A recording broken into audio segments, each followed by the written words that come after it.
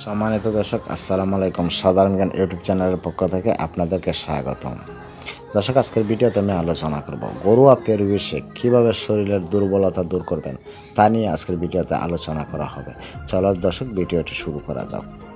দর্শক, ভিডিওটিতে একটি লাইক করে দেবেন, চ্যানেলটিকে সাবস্ক্রাইব করে পাশে থাকবেন আর পাশে থাকা বেল বাটনটি অন করে দেবেন যাতে সবার আগে ভিডিও নোটিফিকেশন আপনার কাছে চলে যায়। এই বিষয়ে ভারতের অনলাইন ভিত্তিক পুষ্টিবিদক প্রতিষ্ঠান নিউ ফর্মাবাদ প্রধান পুষ্টিবিদ শিরিন বললেন, সর্বপ্রক খাবারের মধ্যে বেশি কিছু খাবার স্বাস্থ্যের পক্ষে ভালো, যা আশাবাদ কাটাতে সাহায্য করে। তাই বাজারের খাদ্য তালিকায় সকল উপাদান রাখা যেতে পারে।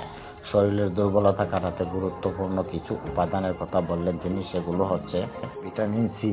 শরীরের দুর্বলতা কাটাতে ভিটামিন সি অনেক গুরুত্বপূর্ণ। ভিটামিন সির অভাবে পূর্ণ বেশি করে টক জাতীয় ফল যেমন লেবু, কমলা, আঙ্গুর খেতে হবে। এছাড়াও কিউট, পালং শাক, দশটা পাতা ও মরিচ বেশি খেতে পারেন। এগুলো ভিটামিন সি সমুদ্র খাবারের মধ্যে পড়ে। আরও বললেন তিনি প্রোটিনের কথা, যেমন প্রোটিনযুক্ত খাবার শরীরের দুর্বলতা কাটাতে অনেক কার্যকর। ডিম হচ্ছে প্রোটিনের একটি ভালো উৎস।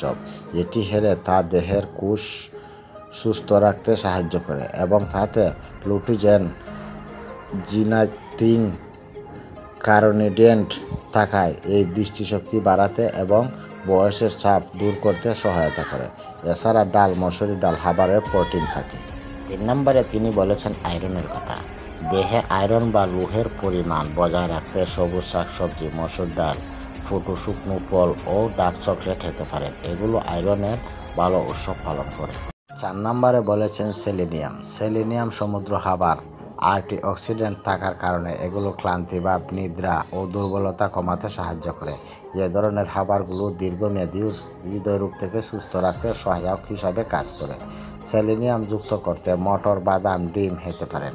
5 নম্বরে বলেছেন বায়োটিক। প্রকৃতিভাবে শরীরে সুরক্ষিত রাখতে বায়োটিক সমুদ্র খাবার খেতে পারেন। এই জন্য দই খেতে পারেন। এর ল্যাকটিক অ্যাসিড ও বায়োটিক সমুদ্র ব্যাকটেরিয়াম থাকে, যা এছাড়া নরম পানির শুকনো ইস্টা, পাতলা বহল সবজি, ছানা এবং সবুজ সবজিতে বায়োটিক থাকে। বন্ধুরা, আমার ভিডিও থেকে যদি আপনাদের উপকারে আসে তাহলে চ্যানেলটিকে সাবস্ক্রাইব করে পাশে থাকবেন আর ভিডিও থেকে বড় করে একটি লাইক করে দিবেন। ভিডিওতে লাইক করে দিলে ভিডিও বানাতে খুব আনন্দ লাগে। তাহলে আজকের মতন বন্ধুরা বিদায় নিলাম। আল্লাহ হাফেজ।